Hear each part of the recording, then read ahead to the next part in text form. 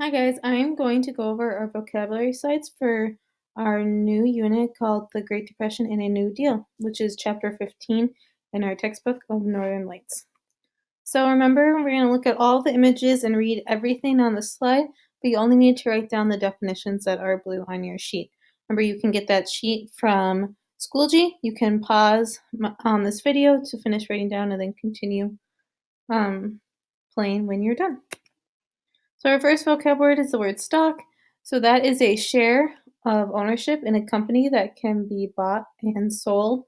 And so we have what happened with investors, people who pay, like give money to people, like Wilbur Fauché was an investor. He bought up a lot of little companies and then sold their shares in the stock market for profit. So he gave money to help a business, and then when he did that, he got shares, and then he sold those shares in the stock market, and that's called stock.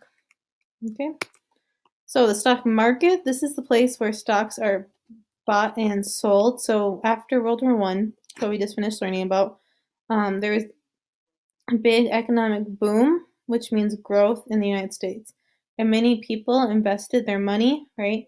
We learned about investing before when you pay money in. So many people invested their money in American companies to make a profit, to make money. And in 1929, there was a bust or a huge drop in America's stock market.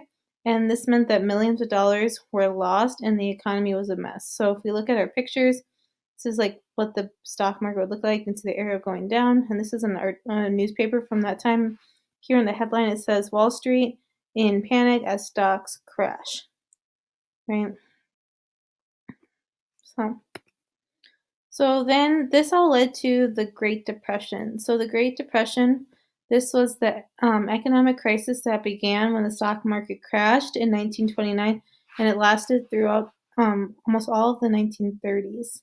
So when the stock market crashed, it impacted every American's way of life, and it became harder to find jobs, to make money, to pay rent, and to feed your families. So here you can see all the people that were lined up for free food. On the sign of this guy's back, it says, I know 3 trades or 3 different types of jobs. I speak 3 languages, fought for 3 years, probably in World War I. I have 3 kids and no work for 3 months, but I only want 1 job. And the sign this little boy is holding, it says, why can't you give my dad a job? Okay. So it was just a really hard time in America. So the Great Depression, that was in 1929 to the 30s. Now we're going to learn about the Jazz Age. So this was the 1920s to 1929. So this was, it started in 1920 and it lasted until the Great Depression started. So this is called the Jazz Age. So this is a period in American history when people celebrated the end of the war, end of World War I, with music and parties. And the Jazz Age got its name from swinging jazz music and dancing. And it was all very popular. This era was also known as the Roaring Twenties because America had an economic boom and many people bought things they could not afford before.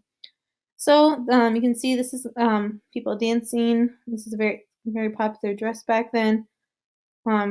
People dancing, jazz music played with trombones, saxophones, trumpets.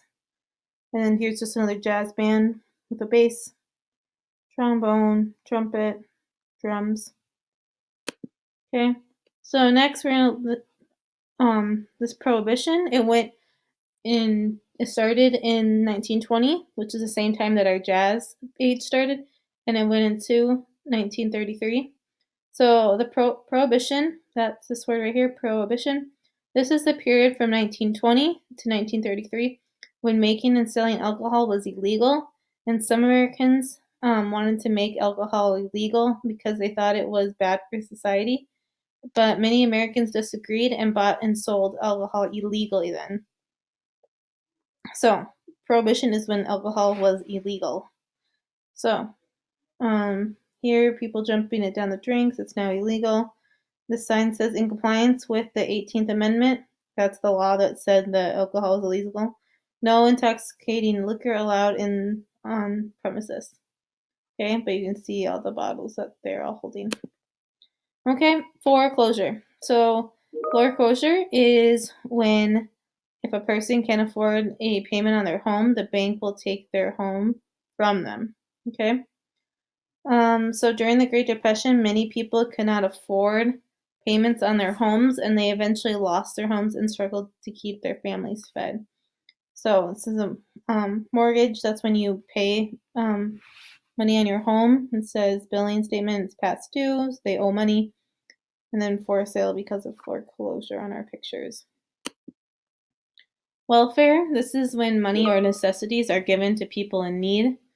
The majority of Americans were in need during the Great Depression, but there were organizations like the Red Cross. They were running out of supplies and they called on the government to help them. So they would try to give health care, right? Money, food, housing assistance. Okay. So the New Deal. This is a series of programs that were created under President FDR to make an improvement on the economy and provide welfare to struggling Americans. The New Deal did help a lot of Americans get through the Great Depression, and some of the parts of the New Deal are still around today, actually. So, this is a comic book sketch of President FDR here, and this is what all the things he's holding up. So, up here it says build roads and parks. So, that was one of the programs he did. Here he's saying this is a national emergency. We need a new way of thinking. So he's building parks and roads. He's giving unemployment benefits, which we still have today. He created pensions that you get. It's money you get when you retire from your job.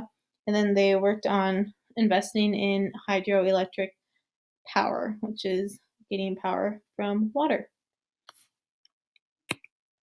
So this is our last one.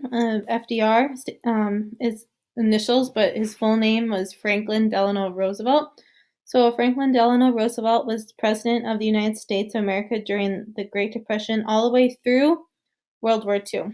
So he was president for the longest time of any president in the United States. And he's one of the most famous presidents because he was America's leader during some of the most important times in our history. He was very popular for communicating directly with Americans through radio broadcasts. So here we have some pictures of him. But he did actually have radio shows, and back then everyone listened to the radio and everyone would listen to his programs.